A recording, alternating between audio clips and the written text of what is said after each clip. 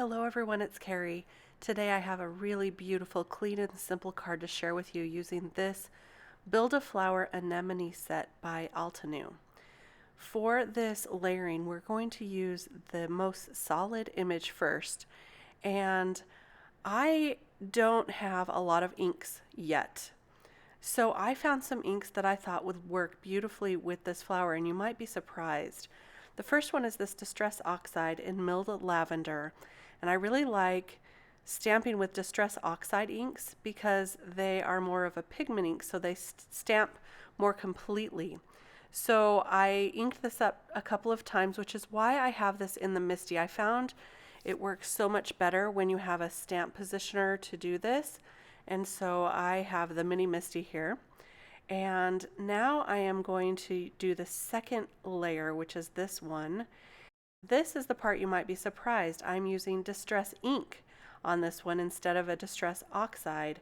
This is the Shaded Lilac of Distress ink, and I didn't have this in the Distress Oxide colors, so I thought I would give it a try and see if I could stamp them up together. And it worked. I did find that the Distress Oxide takes a little longer to dry than the Distress ink, and so I like to let that layer dry just a little bit longer before stamping the Distress ink. And then this third layer is the Distress Oxide again in the Wilted Violet, and this is the darkest of all of them. But look at what a fun, bright image that makes. Now you'll see that I did not use the last layer. I didn't use the outline image at all for this because I really liked the look that this gave me. But I'm going to stamp this image or this sentiment that says life looks beautiful on you, and I'll use VersaFine Onyx Black to stamp this, which is also a pigment ink, so this takes a little bit longer to dry as well. Just so you're aware of that, because that will affect what we do a little bit later.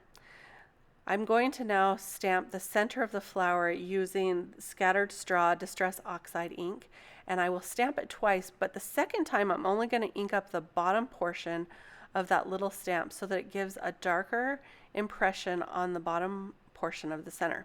And now we have this centerpiece here. And this is what is going to make some magic on this card. Since it's such a clean and simple card, I'm going to ink this up with Versamark actually, which is a sticky ink, and then I'm going to use some gold embossing powder for the center of this image. And that's what I think helps make this card shine just a little bit because it is such a simple card. The flower in itself is just so beautiful, but adding just a touch of that gold embossing powder that really shines makes a big difference on this card. So now you can see I'm heating this up here, and it's going to create just a little bit of shine. For the stem of this flower, there was not a stem in the stamp set. So I decided to be a little bit brave and draw one on myself. So here I am just marking out the center of this card so that I could draw a line with a pencil. And then I'll take the Versa marker, which is a sticky marker, and I'm going to use this brush tip side to create that stem. You'll notice when you create with the Versa marker, it does pick up that pencil line, so you'll see when I take the ruler away that you see that pencil, but it's okay because we are covering it up with the gold embossing powder. That T-square ruler really did help in creating a very straight line, so I really like that. If you get a little extra embossing powder on, especially on that sentiment, because we did use VersaFine Onyx Black, which is a pigment ink, just use a little paintbrush, a dry paintbrush, to wipe some of that away. I cut it down with a rectangle, pierced rectangle die, and I'm going to pop that up onto my card base using some 3M foam tape. I think popping it up also creates a little more interest for such a simple card like this.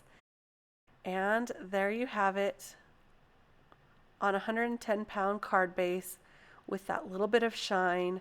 Such a beautiful, striking card, and I made a couple more of these because it was such a simple image to stamp that it was easy to create a bunch of cards at once.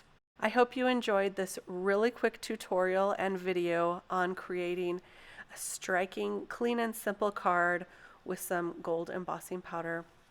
Thanks so much for joining me today. If you did like this video, give me a thumbs up, and I hope I see you again real soon. Bye-bye.